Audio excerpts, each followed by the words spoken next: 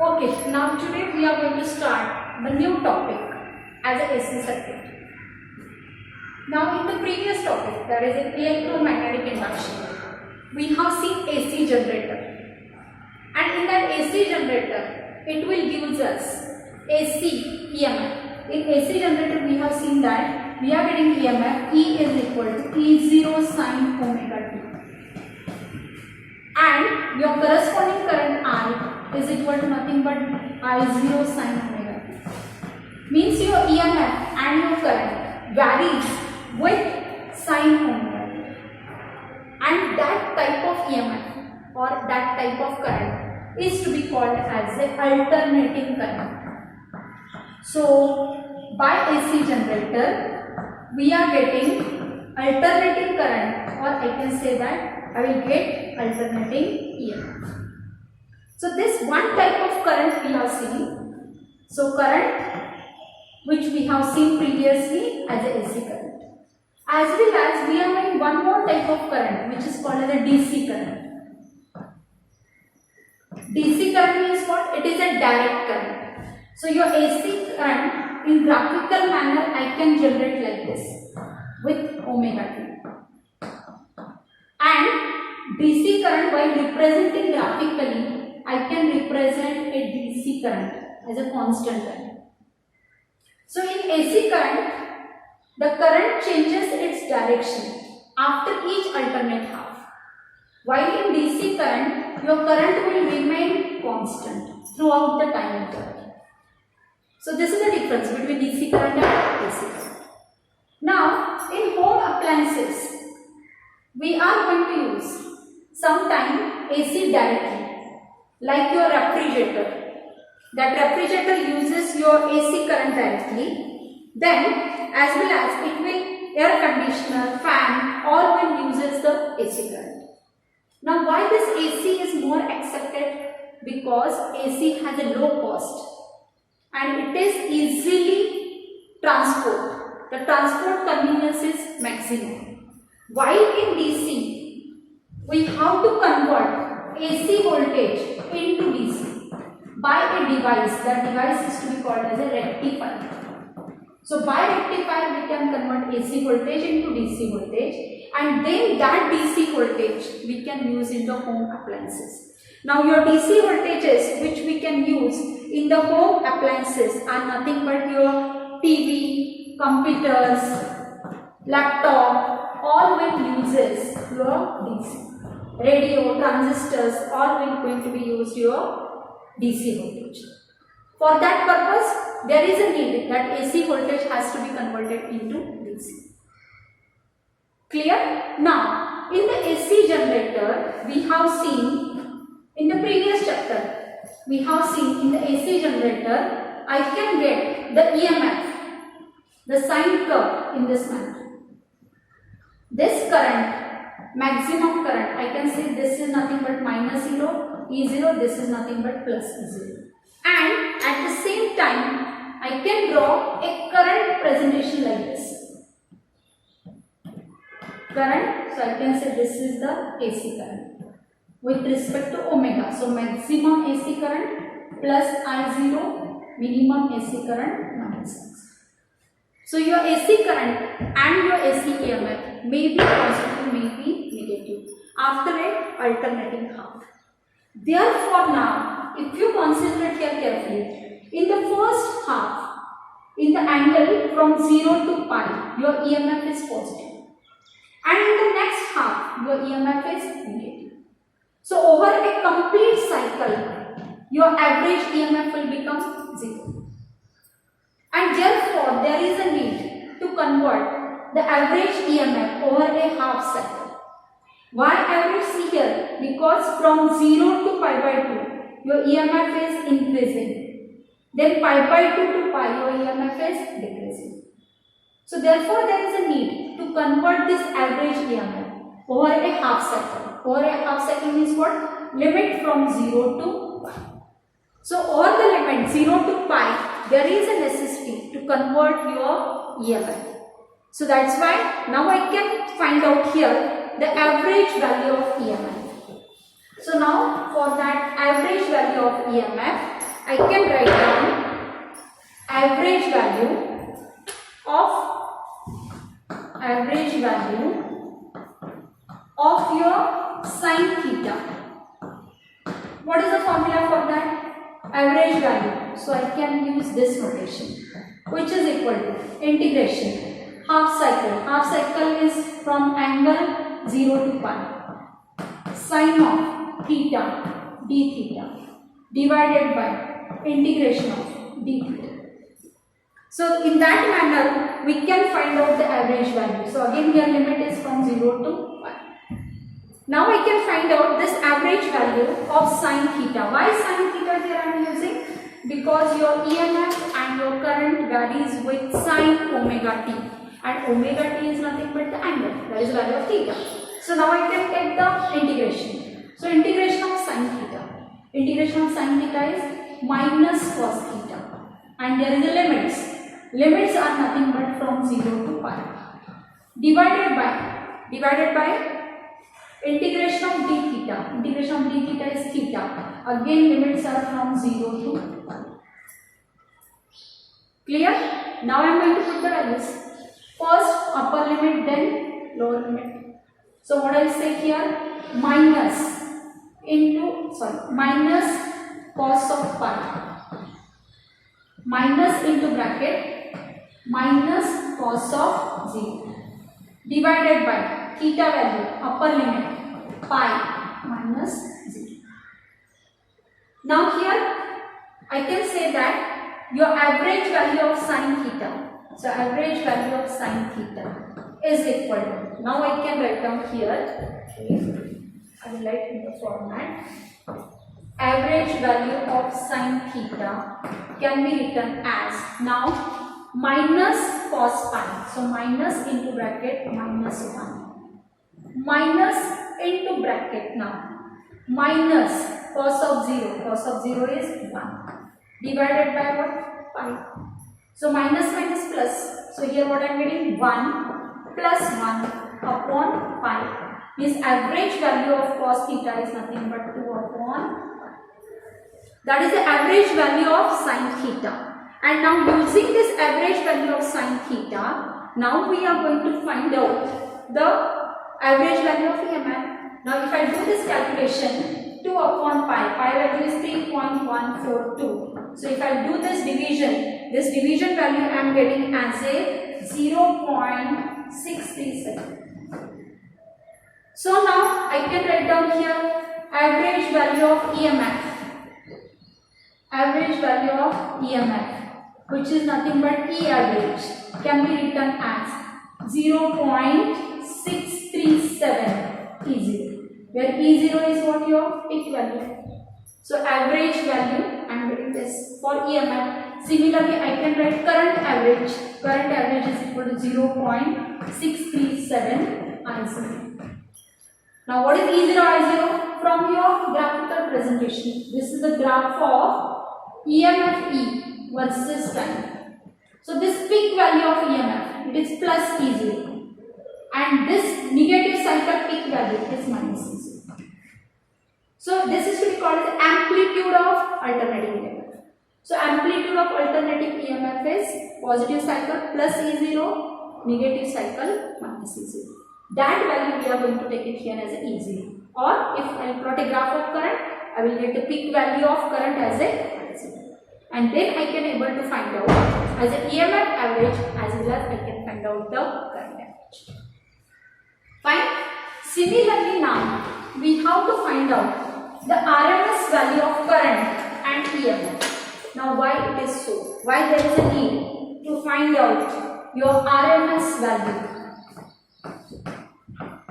of current or EMF? Why?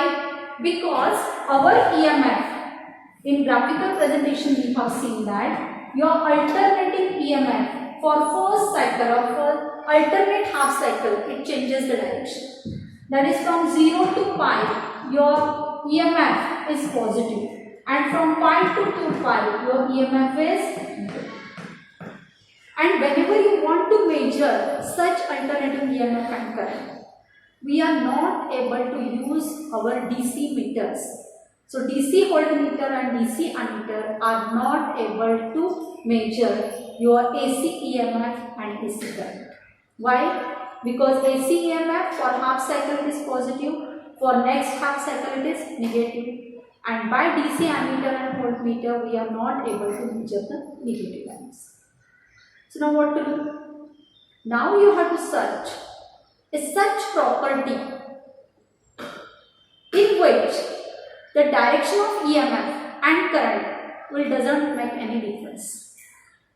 And that property is nothing but your heating effect of electric current. In the heating effect of electric current, we have a formula I square RT. In that, the current term is a square term. So though the current is positive or though the current is negative, it doesn't make any difference. You will get same heat value. Either current is positive or means plus I0 or minus I0. In both the cases, you will get the same value of heating effect. So by using this heating effect of electric current, we can able to measure that values. And now we have to define this RMS value of EMF or RMS value of current. How you can define? For that purpose, again we take the help of this heating effect.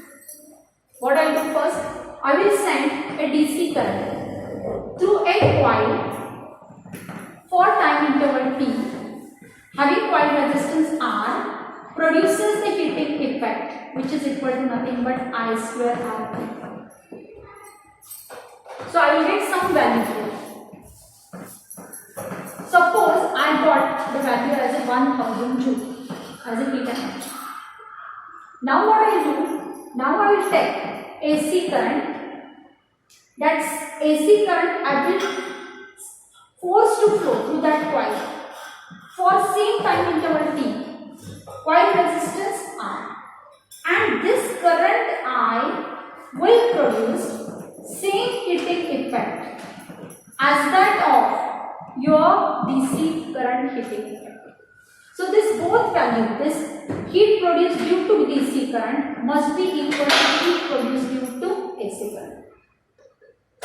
So that now this steady DC current is equivalent to that of your AC current, which produces the same heating effect, and that is to be called as your RMS current.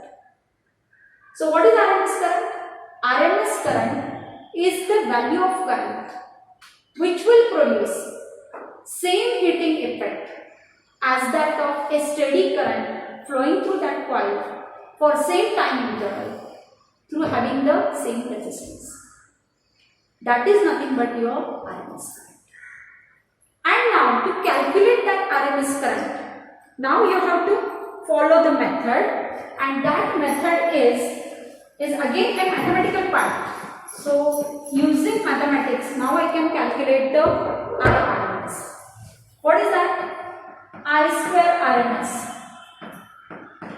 This I square RMS can be written as again half cycle, that is I square, this I square theta d theta. Limits are from, again I can say that limit will be over a complete cycle, so 0 to 2 pi divided by over a complete cycle angle is nothing but 2 pi. Now I is nothing but your AC current. So now I can put the value. Integration from 0 to 2 pi I value is nothing but I0 square sin square theta d theta upon this 2. Right? Now I can put the value of sin square theta. So now this peak value of current is a common quantity, constant, integration of 0 to 2 pi into bracket. Instead of cos square theta, now I am going to use a trigonometric identity. So instead of sin square 2 theta, I can use a trigonometric quantity 1 minus cos of 2 theta upon 2 into d theta divided by 2 pi. This complete quantity will be divided by 2 pi. Now I can say that this I0, that is peak current, I square upon 2 pi, that I take out of integration. Now I have to do the integration from 0 to 2 pi 1 by 2 theta minus integration of 0 to 2 pi cos of 2 theta d. Bracket complete. So I have to do this integration. Fine. So now I will write here by solving that integration. Now I am going to write it here as I square 0 upon 2 pi inside the bracket 1 by 2 d theta. D theta, its integration is theta. So what I write down? Theta by 2 and their limits are from 0 to 2 pi. Minus. Clear? Minus, now I am going to see the integration of cos 2 theta. Cos 2 theta integration is nothing but the sin 2 theta upon 2.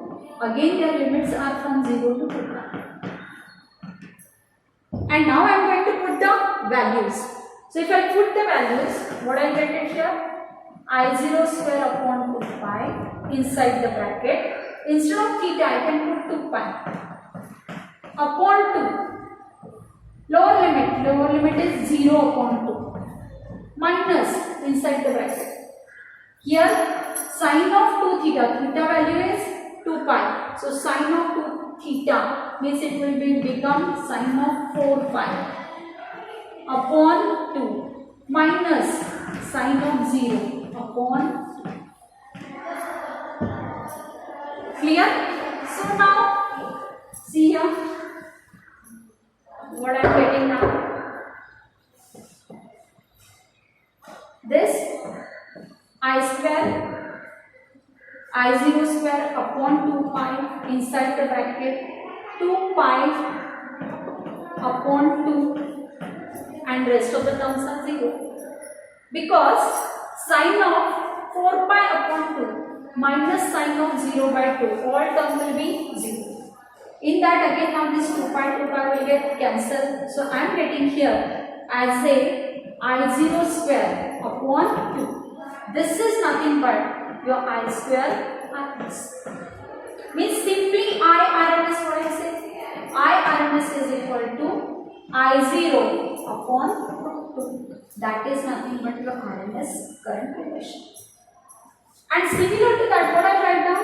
E RMS is equal to nothing but E0 upon root 2. So these two formula you have to remember very carefully for your IRMS and PRMS. While what is IRMS? RMS current is the value of current which will produce same heating effect as that of an steady current flowing through a DC circuit. And that value is nothing but I0. I0 is a peak current. E0 is a peak, and then you will get this. So we have seen two important formula. Average EMF. Average EMF is nothing but 0.637 E0. Average current is 0.637 I0, and then we have seen IRMS and EMFs. Clear? So this you will need for the numerical problem. Okay. Now today I can stop here lecture. Next time we can see the next one. Okay. Thank you.